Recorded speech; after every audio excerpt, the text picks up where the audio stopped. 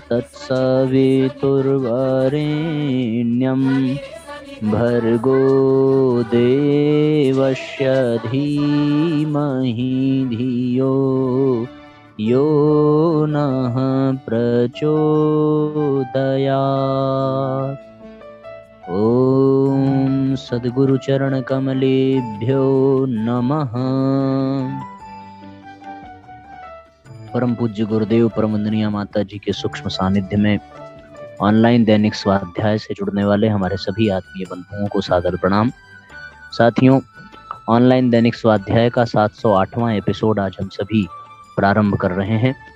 प्रस्तुत पुस्तक है जीवन की सर्वोपरि आवश्यकता आत्मज्ञान। इस पुस्तक के अंतर्गत आज नए अध्याय के साथ, नए विचारों के साथ, नए चिंतन के साथ हम सभी पुनः एकत्रित हुए हैं। आप सभी से विशेष प्रार्थना है कि आज के लिंक को अधिक से अधिक लोगों तक हर बार की तरीके से शेयर जरूर करें और लोगों को प्रेरित करें, लोगों को स्मरण दिलावें कि स्वाध्याय आज का प्रारंभ हो गया है। निश्चित रूप से आपके द्वारा किया गया ये प्रयास ही हम लोगों के इस अभियान को सार्थक बनाएगा और गुरुदेव के चिंतन को, गुरुदेव के विचारों को घर घर तक पहुंचाएगा। तो आज का अध्याय है चेतन चित्त न चिंतन। इस अध्याय के अंतर्गत लिखते हैं पूज्यवर कि आत्मा के स्वरूप, स्वभाव और अनुभूति की व्याख्या करते हुए ऋषि ने बताया है, विश्व के संपूर्ण प्राणियों में व्याप्त चेतना ही आत्मा है। वह अति गूढ़ निर्गम तत्व है, इसलिए लोग प्रत्यक्ष नहीं देख पाते। स्पष्टतः चित्त वृत्तियां गतिशील जान पड़ती हैं, इसलिए मन या चित्त को ही आत्मा होने का भ्रम होता है। वस्तुतः चित्त आत्मा नहीं है, वह परम प्रकाश तत्व है। एकमात्र चिंतन ही वह उपाय है जिसके द्वारा चेतना की, आत्मा की अनुभूति और प्राप्ति संभव है। विद्वज्जन उसी अक्षर अविनाशी अजर अमर आत्मा का चिंतन करते हैं। लौकिक जीवन से उतना ही संबंध रखते हैं जितना आत्मा के आध्यात्मिक विकास के लिए आवश्यक है। अन्यथा आत्मा के गुणों और कौतुक का चिंतन ही उनका स्वभाव होता है। उसी में असीम तृप्ति भी है। दीर्घतमा के शिष्यों में उस दिन विलक्षण खामोशी थी। इतिहास, भूगोल, जीव विज्ञान, रसायन विज्ञान के पाठ्यक्रम भली भांति समझ में आ जाते थे, किंतु आत्मविद्या का विषय ही इतना गूढ़ और रहस्यपूर्ण है कि दीर्घतमा के बहुत प्रयत्न और विश्लेषण करने के बावजूद भी विद्यार्थी उसे समझ न पाए। आत्मा का विषय प्रत्येक विद्यार्थी का निजी विषय था, इसलिए उसको उसकी सर्वोपरि आवश्यकता भी थी। जब वह कक्षा आती थी तो उनकी गंभीरता भी बढ़ जाती और तन्मयता भी। किंतु आज भी आत्मा के चेतन स्वरूप का बोध विद्यार्थियों को नहीं ही हो पाया। बहुत ही मार्मिक कथा है साथियों, हम लोग ध्यान से सुनेंगे। मध्याह्न के पूर्व ही एकाएक विद्यालय बंद की शंख ध्वनि कर दी गई। विद्यार्थियों के हृदय मैं क्या हूं, कहां से आया हूं, क्यों आया हूं, इन प्रश्नों को जानने के लिए पहले से ही बेचैन थे। गुरु द्वारा अकस्मात विद्यालय बंद कर दिए जाने की घोषणा से वे और बेचैन हो गए।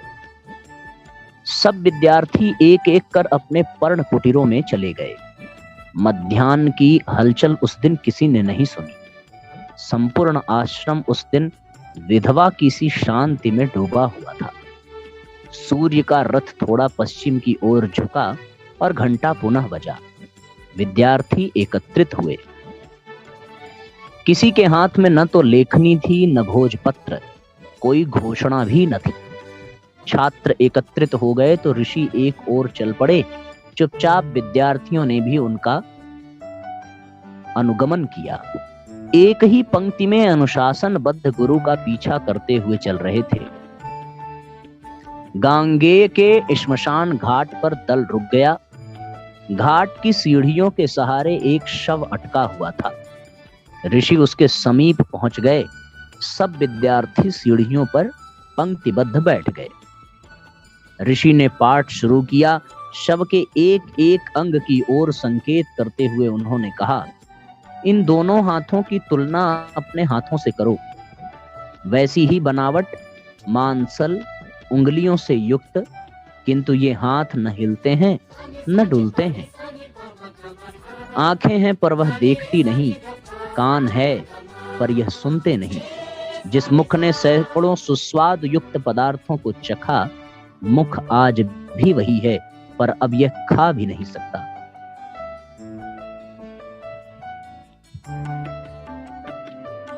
नाक सांस नहीं ले रही, हृदय स्थान पर होने वाली धक धक भी बंद है। ये सारा शरीर ज्यों का त्यों है, पर इसके लिए रूप, रस, गंध, आकाश, सूर्य, चंद्रमा, प्रकाश, वर्षा, अग्नि आदि संपूर्ण वस्तुएं अस्तित्व विहीन हैं। इस शरीर को क्रियाशील बनाने वाली शक्ति इससे ऐसे ही अलग हो गई जैसे अंगारे से उष्मा और जल से शीतलता। जब तक वह शक्ति थी तब तक यही शव क्रियाशील बना हुआ था। शक्ति न होने पर वही आज मुर्दा है। स्पष्ट हो रहा है साथियों? बहुत ही स्पष्ट और बहुत ही सरल भाषा में इस कहानी को यहाँ पर प्रस्तुत किया गया है। आप सबको आवाज आ रही होगी, सारी चीजें समझ में आ रही होंगी। जहां ना समझ में आए आप जरूर अपने प्रश्न रखिएगा। आगे लिखते हैं कि चींटी, चिड़िया, हाथी, वेल, गाय, बैल, गरुड़, कौवा, गिद्ध आदि से लेकर मनुष्य तक इन सब में एक ऐसी चेतनता है। किसी की शक्ति कम है, किसी की अधिक। वृत्तियां और संस्कार भी अलग अलग हैं, किंतु देखने, सुनने, काम करने, इच्छाओं की पूर्ति में संलग्न रहने, प्रेम प्रदर्शित करने, काम व्यक्त करने, आहार, निद्रा, भय, मैथुन की प्रवृत्ति सब में एक जैसी है। सभी में यह शक्ति एक गुण रूप वाली मिलेगी। यह शक्ति प्रत्येक प्राणी में सन्निहित है, समाई हुई है, इसलिए इसे आत्मा कहते हैं। यह आत्मा ही प्रकाश, शक्ति अथवा चेतना के रूप में विभिन्न शरीरों में व्याप्त है। यद्यपि उसका शरीर से कोई संबंध नहीं है, वह अजर, अमर, अविनाशी और सतत चेतना युक्त है, पर स्थूल पदार्थ के साथ संगम हो जाने के कारण ऐसा भासता है कि वह जन्म लेता है और मृत्यु को भी प्राप्त होता है। सुख दुख का कारण यही विभ्रांति ही है। चेतना विशुद्ध तत्व है, चित्त उसका एक गुण है। इच्छाएं, वासनाएं यह चित्त है, प्रवृत्तियां हैं, किंतु आत्मा नहीं। इसलिए जो लोग शारीरिक प्रवृत्तियों, काम, भोग, सौंदर्य, सुख को ही जीवन मान लेते हैं, वह अपने जीवन धारणा के उद्देश्य से भटक जाते हैं। चेतना का जन्म यद्यपि आनंद, परम आनंद, असीम आनंद की प्राप्ति के लिए ही हुआ है, तथापि यह चित्त वृत्तियां उसे क्षणिक सुखों में आकर्षित कर पथभ्रष्ट करती हैं। मनुष्य इसी सांसारिक काम क्रीड़ा में व्यस्त बना रहता है। तब तक चेतना अवधि समाप्त हो जाती है और वह इस संसार से दुख, प्रारब्ध और संस्कारों का बोझ लिए हुए विदा हो जाता है। चित्त की मलिनता के कारण ही वह अविनाशी तत्व आत्मा इस संसार में बार बार जन्म लेने को विवश होते हैं और परमानंद से वंचित होते हैं। सुखों में भ्रम पैदा करने वाला यह चित्त ही आत्मा का, चेतना का बंधन है। आत्मज्ञान के बिना किसी भी काल में किसी को भी मुक्ति नहीं मिलती। ऋषि इस विषय को आगे बढ़ाते हुए अपनी वक्तृता जारी किए हुए थे। तभी एक छात्र ने पूछा, गुरुदेव, यह आत्मा जब इतना सूक्ष्म, गूढ़ और रहस्यपूर्ण है तो उसे पाया कैसे जा सकता है? कैसे इन चित्त वृत्तियों के दांव से छुटकारा पाया जा सकता है? संकेत कर छात्र बैठ गया। ऋषि ने शंका का समाधान करते हुए बताया, मैं शरीर हूं। जब तक जीव यह मानता रहेगा तब तक करोड़ उपाय करने पर भी वह शाश्वत सुख शांति जो आत्मा का लक्ष्य है नहीं उपलब्ध हो सकती। हम शरीर नहीं हैं, शरीर में तो हम बैठे हैं, वाहन बनाए हैं, घुसे हैं, निश्चय है, फिर भी हम अपने को शरीर मानकर सारा व्यवहार करते हैं। पहले इस धारणा को बंद करना चाहिए और निश्चय करना चाहिए कि मैं शरीर नहीं, शरीर, इंद्रिय, मन और बुद्धि आदि अंतःकरण चतुष्टय से परे असंग शुद्ध आत्मा हूं। कुछ दिन इसका निरंतर चिंतन करने से अपनी आत्मिक धारणा पुष्ट हो जाती है और आत्म कल्याण का मार्ग दिखाई देने लगता है। ऋषि गंभीर विवेचन में उतर गए। सूर्यदेव अस्ताचल की ओर बढ़ चले, किंतु आत्मा का विषय ही इतना आनंदप्रद था कि संपूर्ण छात्र निश्चल भाव से तन्मयता की मुद्रा में बैठे रहे। न उनकी जिज्ञासा तृप्त होती थी, उठने की किसी को इच्छा ही न थी। आश्चर्य और कौतूहल से सभी ध्यान पूर्वक गुरुदेव की व्याख्या सुनने में निमग्न थे। ऋषि ने आगे बताया, आत्मा स्वयं ज्ञान स्वरूप है। ज्ञान की प्राप्ति के लिए न कोई परिश्रम करने की आवश्यकता है और न यत्न की। कठिन साधनों से अप्राप्त वस्तु के लिए प्रयत्न करना पड़ता है। जो स्वयं ज्ञान रूप है, उसे अपने आप को ढूंढने के लिए न तो जंगलों में भटकने की आवश्यकता है, न जीवन को शुष्क और कठोर बनाने की। अपने आप में अहंकार का जो भाव है, केवल उसे मिटा देने की आवश्यकता है, क्योंकि यह श्रम भी आत्मा की तरह अनादि और शांत है। इसलिए अपने शक्ति स्वरूप, ज्ञान स्वरूप चेतनता की धारणा को पुष्ट बनाने के लिए गहन चिंतन की आवश्यकता पड़ती है। आत्मा की प्राप्ति के लिए जितने भी साधन और उपासनाएं बताई गई हैं, वह केवल इस बात को परिपुष्ट करने के लिए है कि तुम शरीर नहीं, मन और इंद्रियां भी नहीं हो, इनसे परे शक्ति स्वरूप आत्मा हो।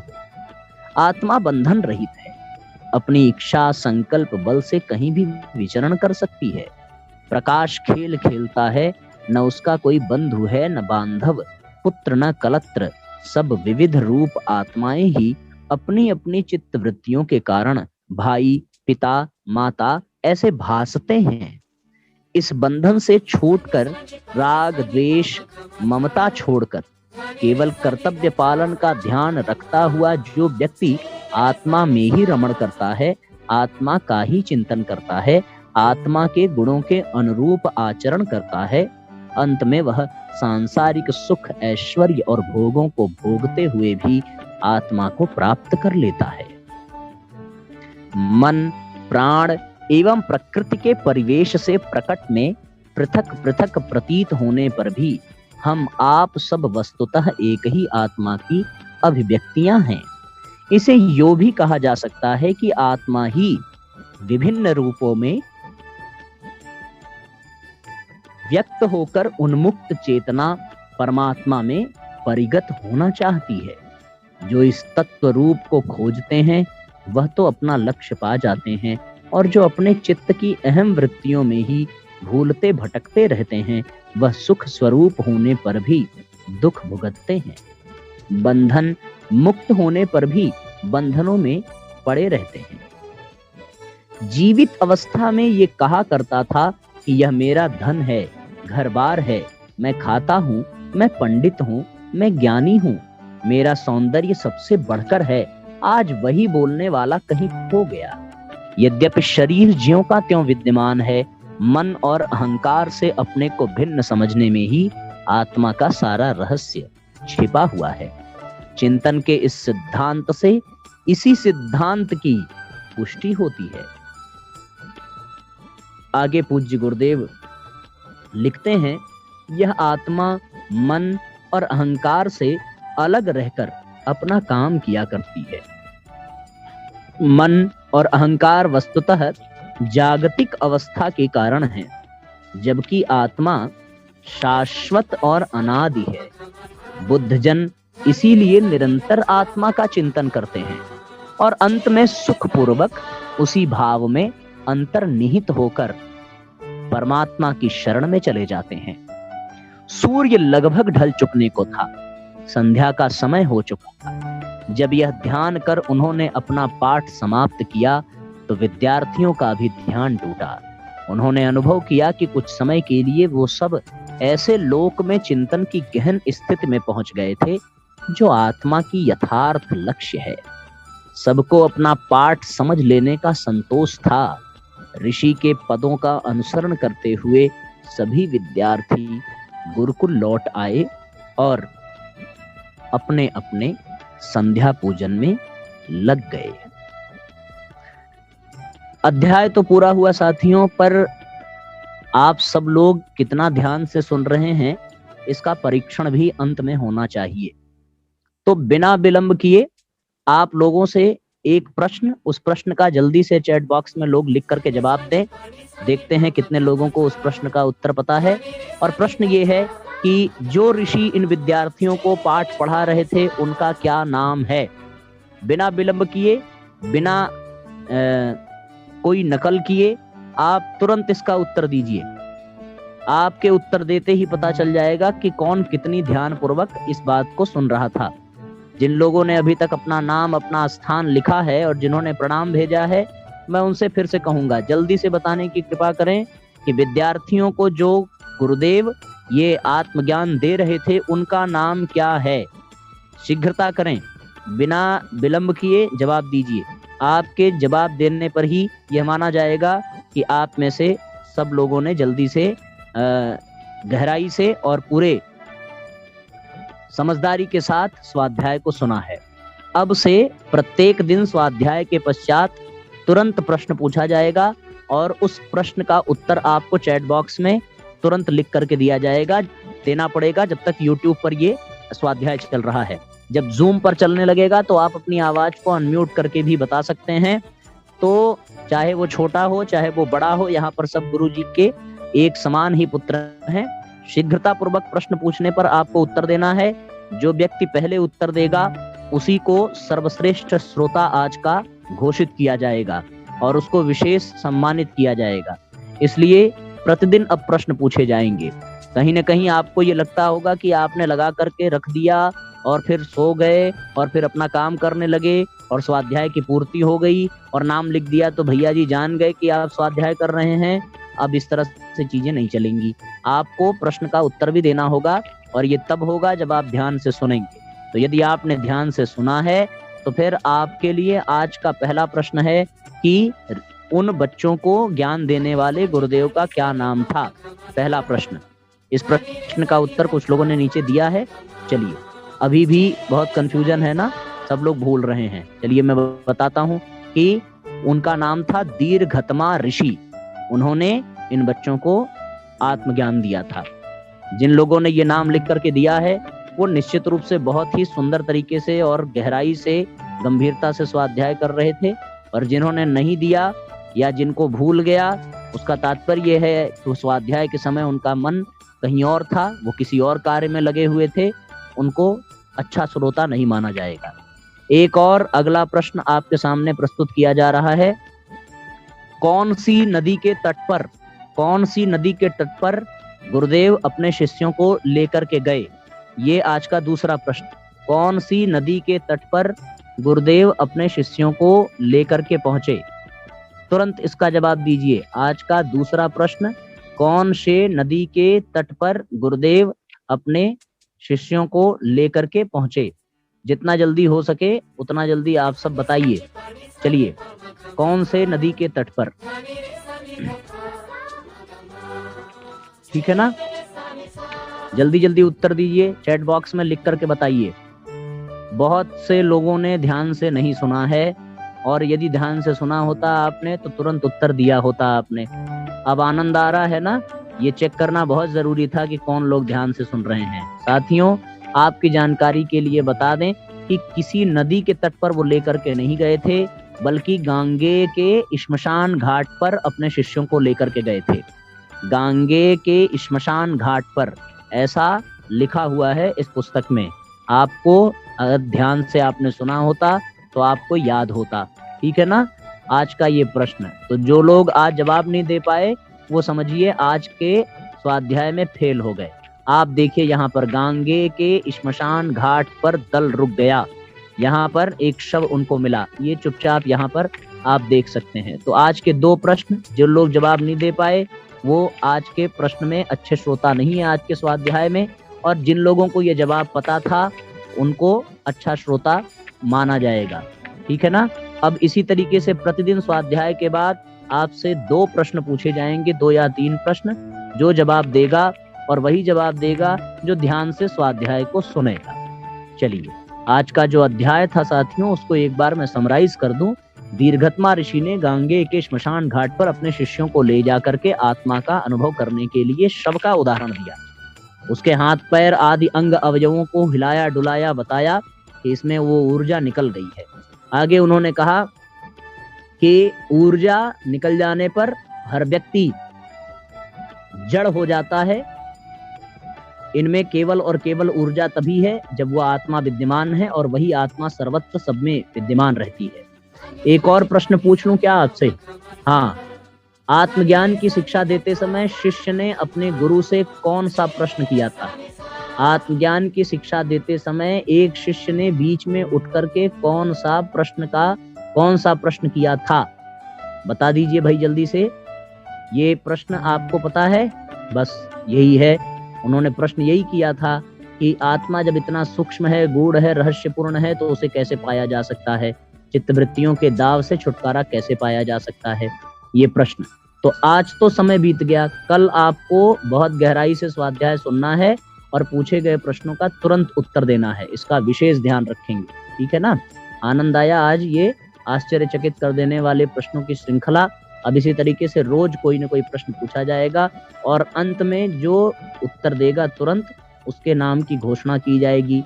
आज आप लोग जो चैट बॉक्स में अपना नाम लिख करके जो सही उत्तर देंगे, उनके नाम की घोषणा कल की जाएगी और वो अच्छे श्रोता की श्रेणी में माने जाएंगे। अब आइए आज के सत्र को यहीं पर विराम देते हैं। गायत्री मंत्र साथ साथ बोलते हुए आज के सत्र को विराम देंगे। ओम भूर्भुवः स्वः तत्सवितुर्वरेण्यं भर्गो देवस्य धीमहि धियो यो नः प्रचोदयात्। सभी आत्मीय परिजनों को सादर प्रणाम। सभी को बहुत बहुत धन्यवाद जुड़ने के लिए। आप स्वाध्याय को पुनः एक बार गहराई से फिर से सुने और उन प्रश्नों का उत्तर ढूंढें। इन्हीं भावनाओं के साथ सबको प्रणाम, सबको धन्यवाद, सबको शुभ रात्रि।